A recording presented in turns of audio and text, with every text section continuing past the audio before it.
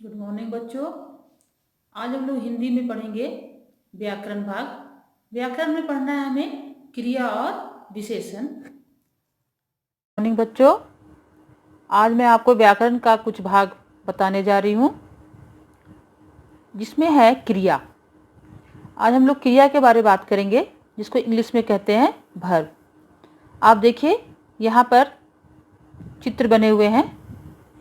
मैं आपको अच्छी तरह से समझाने के लिए मैंने ये इस व्याकरण किताब का सहायता ली हूँ जिससे आपको अच्छी तरह से ये समझ में आ जाए। हम लोग बात कर रहे हैं क्रिया के बारे। क्रिया का मतलब होता है काम, जिससे काम होने या करने का पता चले। क्रिया की परिभाषा है जिस शब्द से किसी काम का करना या होना प्रकट हो उसे क्रिया कहते हैं। देखिए यहाँ पे लिखा हुआ है और मैंने इसका वर्कशीट आपको भेज चुकी हूँ। आप उसे अपने नोटबुक पर लिखेंगे। यहाँ लिखा है, मेहुल अपने घर में पाठ याद कर रहा है। उसकी बहन मानसी सुलेख लिख रही है। उनकी मम्मी रसोई में खाना बना रही है। पापा बाहर बैठे अखबार पढ़ रहे हैं। इन वाक्यों में मेहुल क्या कर रहा है? पाठ याद कर रहा है। मेहुल द्वारा काम हो रहा है पढ़ने का। उसकी बहन मानसी क्या कर रही है? क्वेश्चन मार्क देखिए। सुलेख लिख रही है, सुंदर राइटिंग में लिख रही है। उनकी मम्मी क्या कर रही है? खाना बना रही है। उनके पापा क्या कर रहे हैं? अखबार पढ़ रहे हैं। जो जो काम हो रहा है बेटे यहाँ पर उसको ध्यान से देखिए, वो लाल रंग से लिखे हुए हैं। ये कार्य पूरा हो रहा है। याद कर रहा है, लिख रही, खाना बना और अखबार पढ़ रहे। ठीक है, तो यहाँ पर जो है याद कर रहा है, याद करना, सुलेख लिख रही है, लिखना, खाना बना रही है, बनाना और अखबार पढ़ रहे हैं, पढ़ना, ये सभी शब्द किसी न किसी काम के बारे में बता रहे हैं। ये सभी शब्द क्रिया हैं। क्रिया की परिभाषा दोबारा हम बोल रहे हैं, जिस शब्द से किसी काम का करना या होना प्रकट हो उसे क्रिया कहते हैं। क्रिया के भेद। क्रिया कितने तरह के हैं? दो तरह के हैं। क्रिया के भेद दो हैं, सकर्मक क्रिया और दूसरा अकर्मक क्रिया।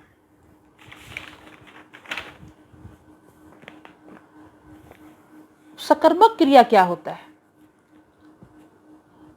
जिन क्रियाओं का प्रभाव उनके क्रम पर पड़ता है वे क्रियाएं सकर्मक क्रिया कहलाती है।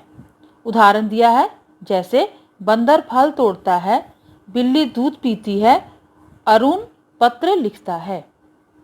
इन वाक्यों में तोड़ना, पीती है तथा लिखती है, देखिए लाल रंग से लिखा है, ये क्रियाएं हैं।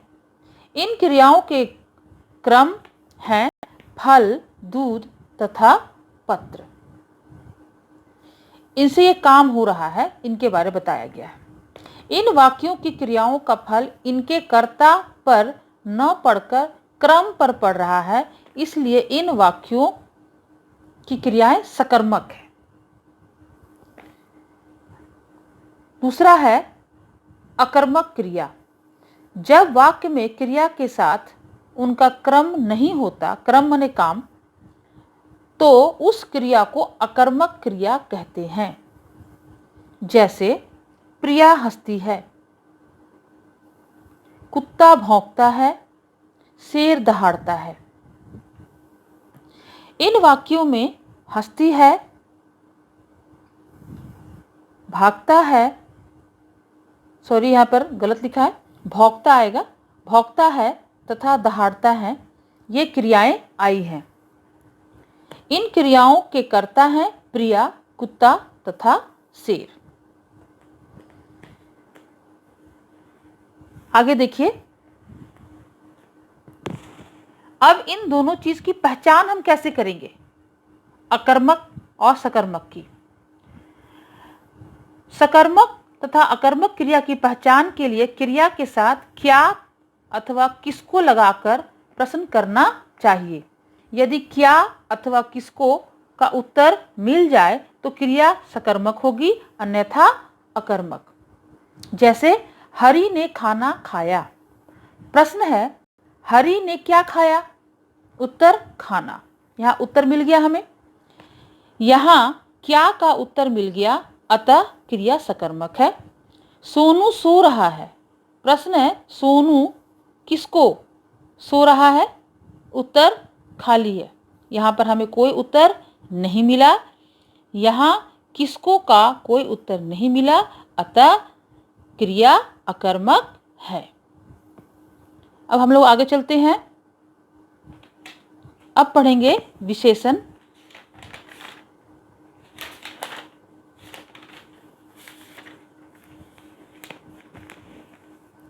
विशेषण क्या है? मैंने आपको भी पाठ के द्वारा समझा चुकी हूँ। ये अच्छी तरह आपको समझ में आए इसलिए मैं ये करवा रही हूँ फिर से। विशेषण की परिभाषा देखिए। जो शब्द संज्ञा अथवा सर्वनाम शब्दों की विशेषता बताते हैं उन्हें विशेषण कहा जाता है। इस चित्र के द्वारा मैं आपको समझाती हूँ। चित्र में आम के 3 पेड़ हैं। 2 पेड़ छोटे हैं तथा एक बड़ा है। आम के बड़े पेड़ पर बहुत सारे आम लगे हैं। वे अभी कच्चे हैं। उनका रंग हरा है। कच्चे आम खट्टे होते हैं। पेड़ के नीचे एक बूढ़ा माली भी बैठा है। ऊपर के वाक्यों में आए 3, 2, छोटे, बड़ा, बहुत से, कच्चे, हरा, खट्टे और बूढ़ा शब्द अपने साथ आए संज्ञा शब्दों की विशेषता या गुण दोष आदि बता रहे हैं। 3 क्या है? पेड़। छोटे क्या है? पेड़। बहुत से क्या है? आम। कच्चे क्या है? आम। हरा क्या है? रंग। खट्टे क्या है? आम। और बूढ़ा माली। ये सभी विशेषण हैं। अब इनका विशेष्य क्या है? विशेष्य जिन शब्द की विशेषता बताई जाती है उसे विशेष्य कहते हैं, जैसे हमने पिछला बुक में आपको बताया है और समझाया है। विशेषण के भेद। विशेषण के 4 भेद हैं। पहला गुणवाचक, संख्यावाचक, परिमाणवाचक विशेषण और 4 नंबर है सर्वनामिक विशेषण। अब इनको हम अलग अलग करके आपको समझाते हैं। गुणवाचक विशेषण। संज्ञा या सर्वनाम के गुण या दोष बताने के लिए जब विशेषण का प्रयोग किया जाता है तब उसे गुणवाचक विशेषण कहा जाता है। जैसे लाल कपड़ा, हरा पत्ता, मोटा आदमी, लंबा पेड़। इस तरह काला बाल, है ना, हरी सब्जी आदि। दूसरा है संख्यावाचक विशेषण। संख्या जैसे गिनते हैं, काउंटिंग करते हैं, यहाँ लिखा हुआ है न्यूमेरिकल। संज्ञा या सर्वनाम की संख्या बताने के लिए जब विशेषण का प्रयोग किया जाता है तब उसे संख्यावाचक विशेषण कहते हैं। जैसे 2 लड़के, 100 रुपए, 12 केले, कई चिड़ियाँ। यहाँ 2, 100, 12 तथा कई संख्यावाचक विशेषण है जिसको हम लोग गिन सकते हैं। तीसरा है परिणामवाचक विशेषण। संज्ञा अथवा सर्वनाम का माप तौल बताने के लिए जब विशेषण का प्रयोग किया जाता है तब उसे परिणामवाचक विशेषण कहते हैं। जैसे